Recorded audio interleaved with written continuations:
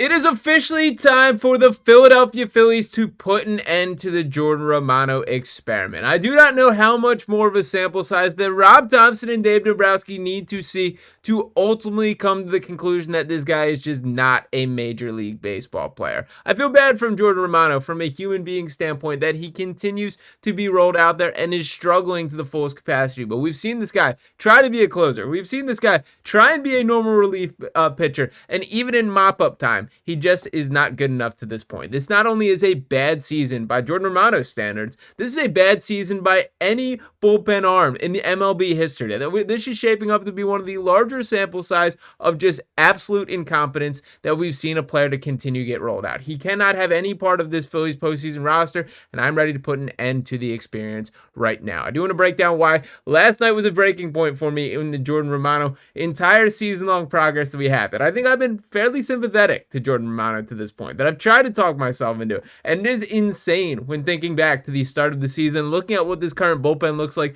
looking at what Jordan Romano has looked like, and think about that the plan A of this season was for this guy to be the closer. That would not have gone well whatsoever, nor did it when they did try and attempt that. Now to highlight a little bit of what Jordan Romano has directly brought to the table here, that we got this from Matt Gelb last night, who tweets out, Jordan Romano now has an 8.23 ERA in 42 2/3 inning. It's the highest mark for a Phillies pitcher with 40 plus innings pitched since Reggie Grabkowski's 9.23 in 1934. That's right, we are getting historic out there as the highest single season ERAs for a relief pitcher in Phillies history with the minimum 40 starts. There's Reggie Grabkowski there at 1934 with 9.23. Right below him in 1923.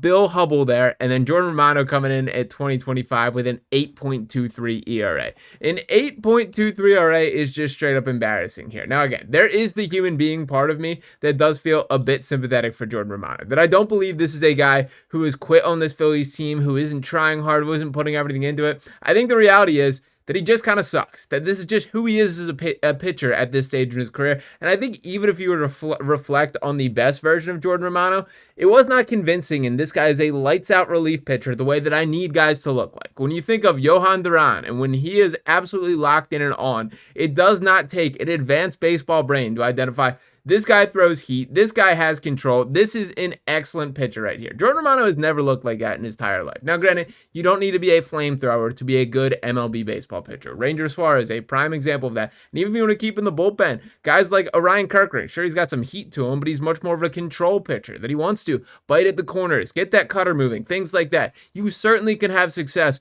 without being capable of throwing the ball 110 miles per hour the way Duran feels like he does. Jordan Romano just has not. Now, a couple other factors that I did want to break into here. And this tweet here, I would not take Lenny Dykstra's advice or outlook on the world as gospel and everything here, but I do think he brings up a valid point with this tweet that came across my timeline last night. He said, Rob Thomson sent a message to his entire team that he didn't care about winning this game when he sent Romano out there.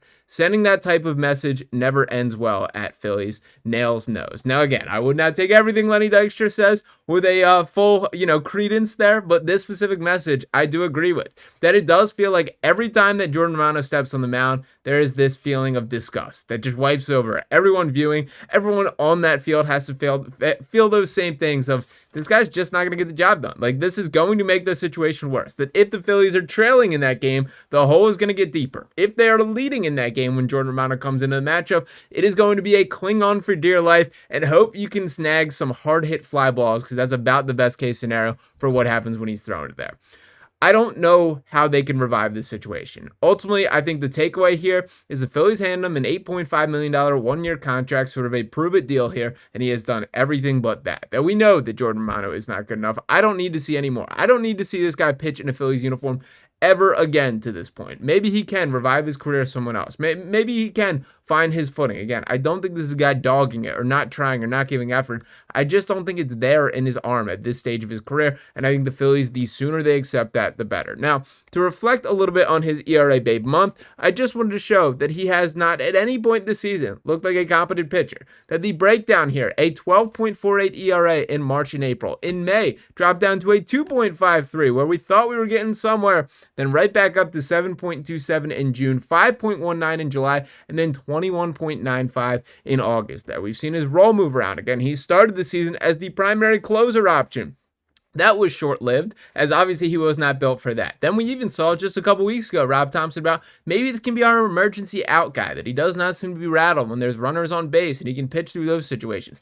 And we sort of saw that, show face and him receive those chances. The point being that regardless of what the situation is, regardless of what the matchup is, Jordan Romano just does not have it, and it is time for the Phillies to full out accept that here. Now, to take a look at the depth chart overall, I'm still not panicking about the bullpen as a whole. The Johan Duran is the closer, is the ninth inning guy. Matt Strahm is going to be a high-level option from a postseason standpoint. Orion Kirkring is better than a lot of people want to give him credit. One of the better top-end arms in this entire sport. Tanner Banks has absolutely punched up his weight class and been probably the biggest beneficiary of Jose Alvarado's suspension, as he took several of those high-leverage left-hander opportunities and made the most of them. Tanner Banks is going to be a dude from a postseason perspective, and I do believe he will be ready for that challenge there. Alvarado, we know we do not have for the playoffs here, and he did not look good in his most recent outing for this Phillies team, but I will say that is an arm that they will count on for the last remainder of the season here. And then David Robertson, a guy that does look like he has something left in the tank. It is insane that, yes, he's 40 years old. I started with skeptical when the signing. To me, I looked at it as like a no risk, low reward type of deal, that maybe he can be a competent pitcher. He looks like he is. He looks to be the case, that he still has a little bit of something left. It was not an awesome performance last night. He's had better outlooks than that. But David Robertson is an okay option to have, a decent card to have in their pocket, and certainly one that I trust the results more so than Jordan Romano here. Now, to flash back a little bit to the Romano signing here, we knew that this was one of Dave Dombrowski's bigger moves from the bullpen perspective. That really was Jordan Romano and Joe Ross were the two options that were brought in from the offseason perspective here. I think the biggest frustration when it's tied to was not re-signing Jeff Hoffman was really one of the takeaways, because we know that Jeff Hoffman was a guy who did punch above his weight class last year, who did prove to be one of the better high leverage arms, although I do think it's important to remember that he did not live up to it from the postseason perspective. That when the lights got bright, Jeff Hoffman all of a sudden did not look like quite the dominant force that he seemed to be throughout the entire season. But the bigger story to me, that why I'm not ultra hard on Dave Dombrowski for not bringing back Hoffman,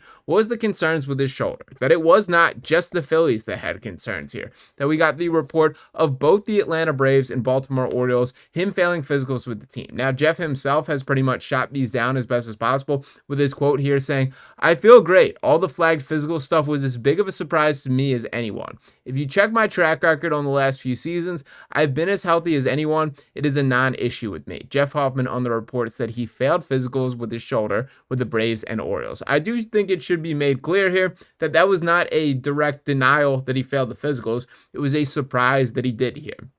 Obviously, pitchers and shoulders, when there are issues there, is not a great sign. And I understand sort of balking at wanting to pay him significant money with those sort of concerns. And again, this is not individualistic to the Phillies here. The Orioles and Braves clearly saw it the same way, that this was a larger risk than his caliber of talent commanded there. And for what it's worth, it has not been the best year for Jeff Hoffman overall. To reflect on what he's done with the Toronto Blue Jays, who have, as a team, been very effective this year. He's pitched in 56 games, 54 innings, given up 10 home runs, struck out 74, and 40 hits allowed there. Comes out to 6.7 hits per 9 innings, a 4.17 ERA, and a 1.074 whip. Now, granted, in comparison to Jordan Romano, it is night and day that we're talking about Romano on the season with an 8.23 ERA, a 1.453 whip there. Has given up 10 home runs and 45 hits while striking out just 47. There is no doubt that Jeff Hoffman has been far better than Romano, but I don't think it is fair to sort of, hold it against that Hoffman is no longer on this team. The bottom line is the Phillies still have a high caliber bullpen that I still trust the top end arms that it does possess.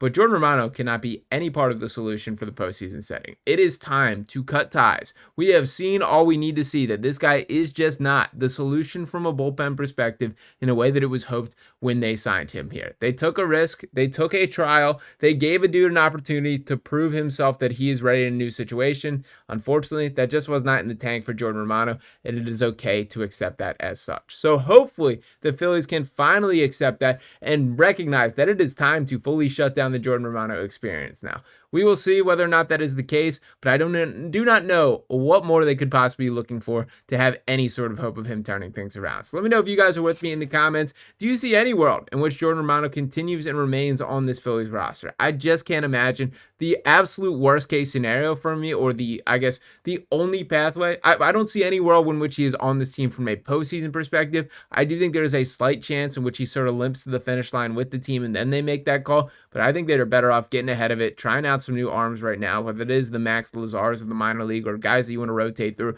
Maybe you find another David Robertson type who's a guy that's looking for another chance. I am fine trying other arms. I just know that Jordan Romano is not a guy I want on this Phillies team. So let me know if you guys are with me in the comments. Appreciate you guys for tuning in as always. If you have not already, make sure you're smashing that subscribe button, dropping a like on this video here. I'll be back talking to you next time right here on Phillies Digest. Peace.